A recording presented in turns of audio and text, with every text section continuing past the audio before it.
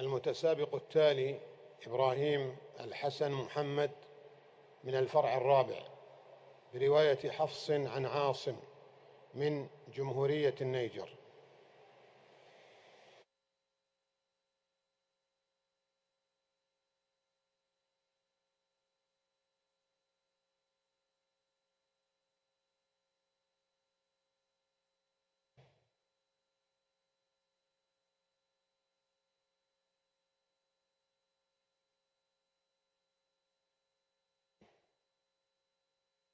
السؤال الأول: اقرأ من قوله تعالى: الذين قالوا لإخوانهم وقعدوا لو أطاعونا ما قتلوا.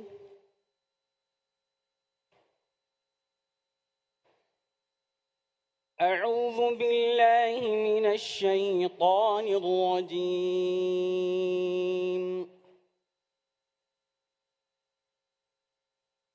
بسم الله الرحمن الرحيم.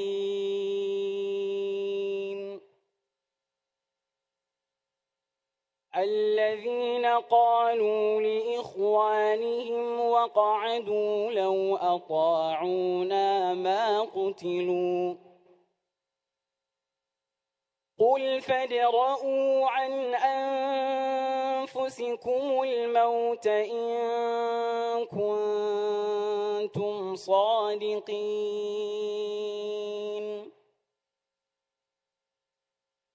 ولا تحسبن الذين قتلوا في سبيل الله أمواتاً، بل أحياء عند ربهم يرزقون.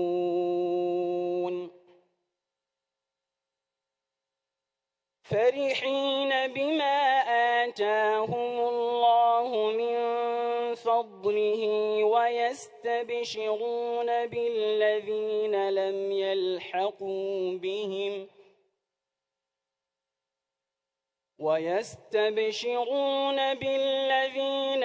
يلحقوا بهم من خلفهم ألا خوف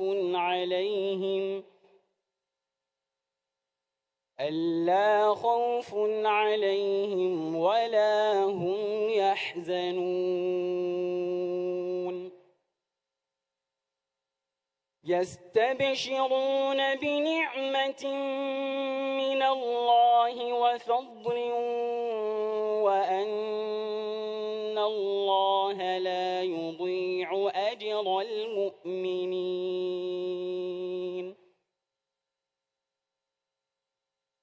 الذين استجابوا لله والرسول من بعد ما أصابهم القرح للذين أحسنوا منهم واتقوا أجر عظيم.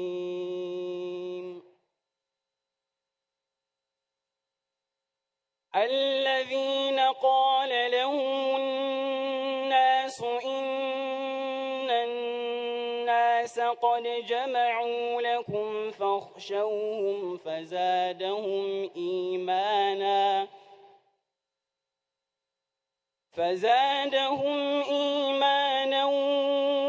وقالوا حسبنا الله ونعم الوكيل.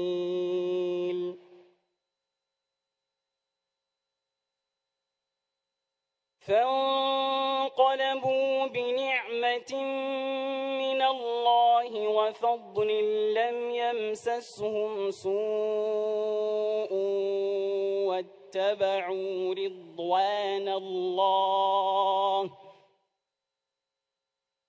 والله ذو فضل عظيم.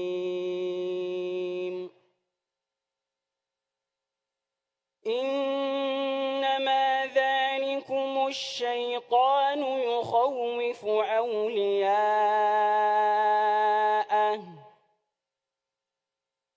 فلا تخافوهم وخافون إن كنتم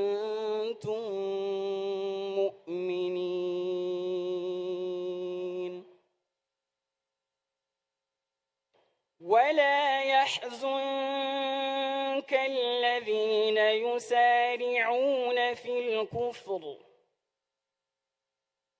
إنهم لن يضروا الله شيئا يريد الله ألا يجعل لهم حظا في الآخرة ولهم عذاب عظيم.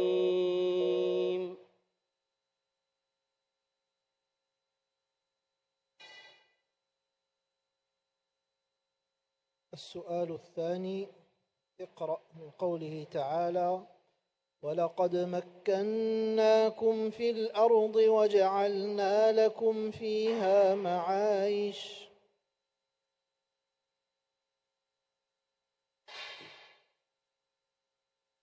ولقد مكناكم في الأرض وجعلنا لكم فيها معايش قليلا ما تشكرون.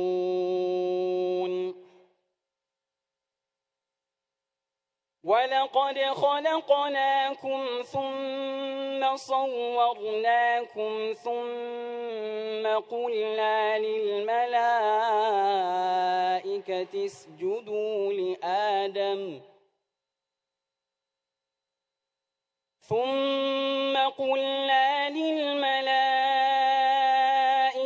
اسجدوا لآدم فسجدوا إلا إبليس لم يكن من الساجدين. قال ما منعك ألا تسجد إذ أمرتك؟ قال أنا خير منه خلقتني من نار وخلقته من طين. قال فاهبط منها فما يكون لك أن تتكبر فيها فاخرج إنك من الصاغرين.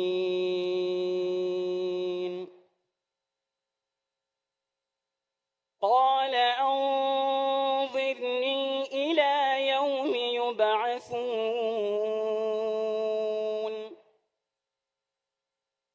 قال إنك من المنظرين.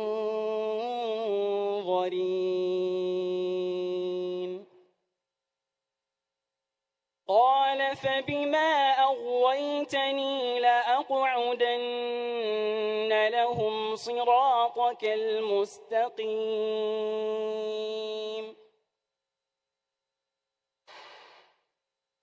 ثم لآتينهم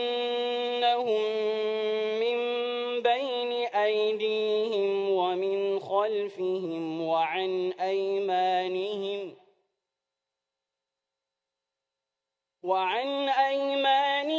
وعن شمائلهم ولا تجد أكثرهم شاكرين.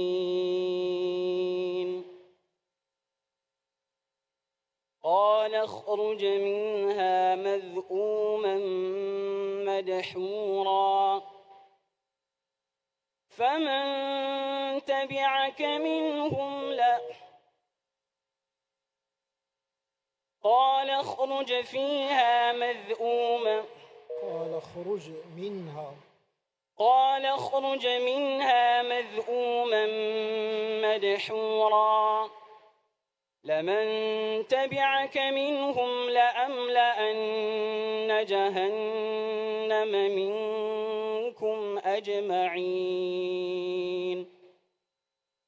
ويا آدم اسكن أنت وزوجك الجنة فكلا منها حيث شئتم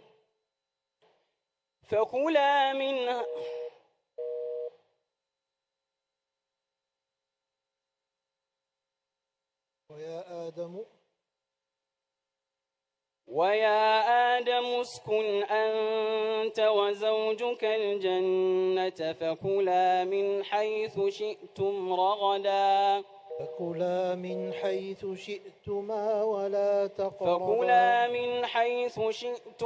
ولا تقربا هذه الشجرة فتكونا من الظالمين فوسوس لهما الشيطان ليبدي لهما ما وري عنهما من سوآتهما وقال ما نهاكما ربكما عن هذه الشجرة إلا أن تكونا ملكين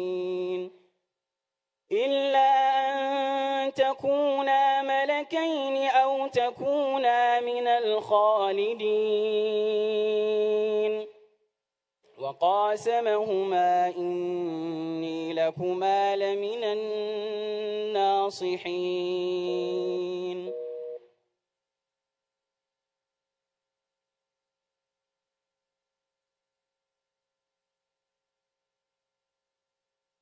السؤال الثالث اقرأ من قوله تعالى قال لا يأتيكما طعام ترزقانه إلا نبث اقرأ من قوله تعالى قال لا يأتيكما طعام ترزقانه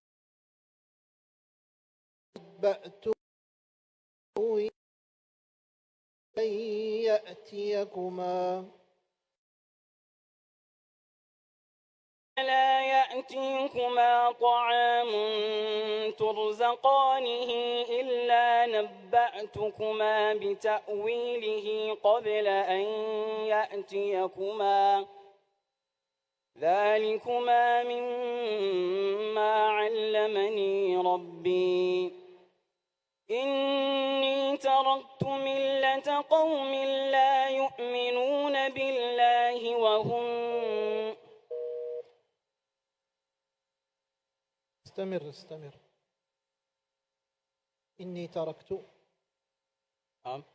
إني تركت واصل استمر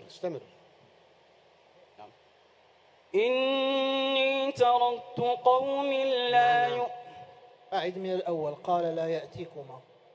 قال لا يأتيكما طعام ترزقانه إلا نبأتكما بتأويله قبل أن يأتيكما ذلكما مما علمني ربي إني تركت ملة قوم لا يؤمنون بالله وهم بالآخرة هم كافرون واتبعت ملة آبائي إبراهيم وإسحاق ويعقوب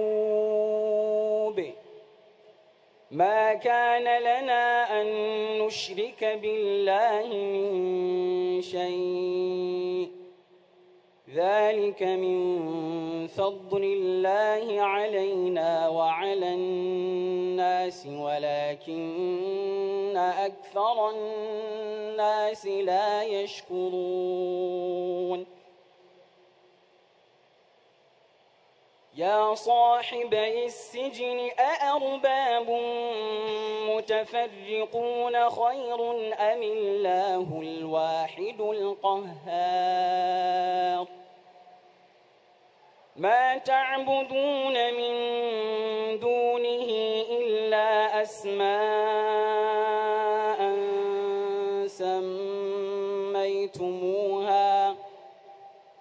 سميتموها أنتم وآباؤكم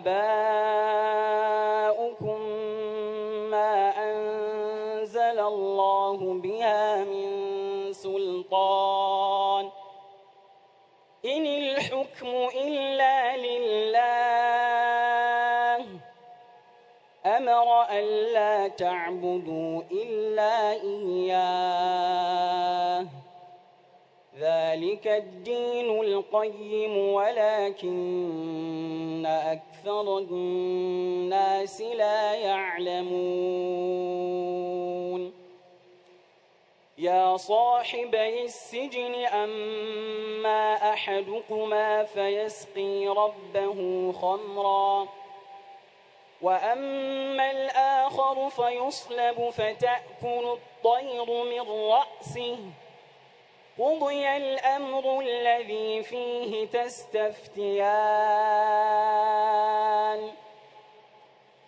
وقال للذي ظن أنه ناج منهما اذكرني عند ربك فأنساه الشيطان ذكر ربه فلبث في السجن بضع سنين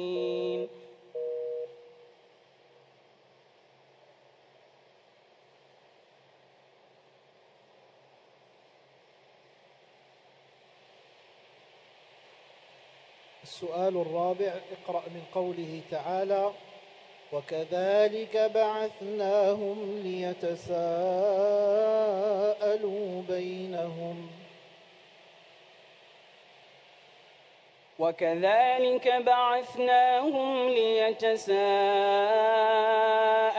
بينهم قال قائل منهم كم لبثتم قالوا لبثنا يوما أو بعض يوم قالوا ربكم أعلم بما لبثتم فبعثوا أحدكم بورقكم هذه إلى المدينة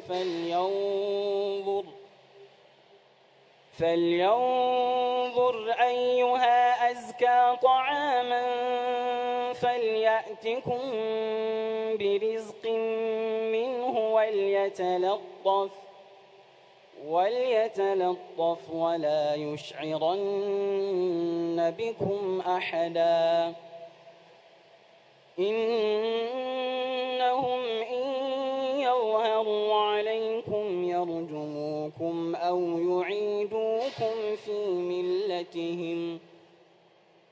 يرجموكم أو يعيدوكم في ملتهم ولن تفلحوا إذا أبدا وكذلك أعثرنا عليهم ليعلموا أن وعد الله حق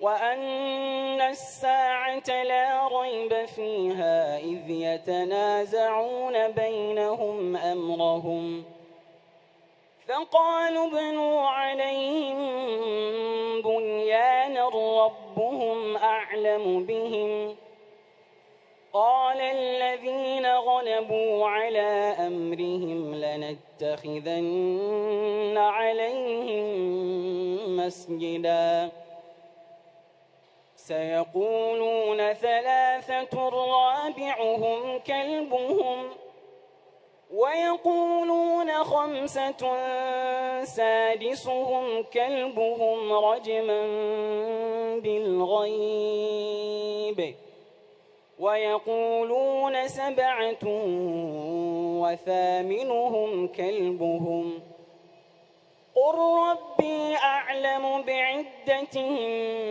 ما يعلمهم إلا قليل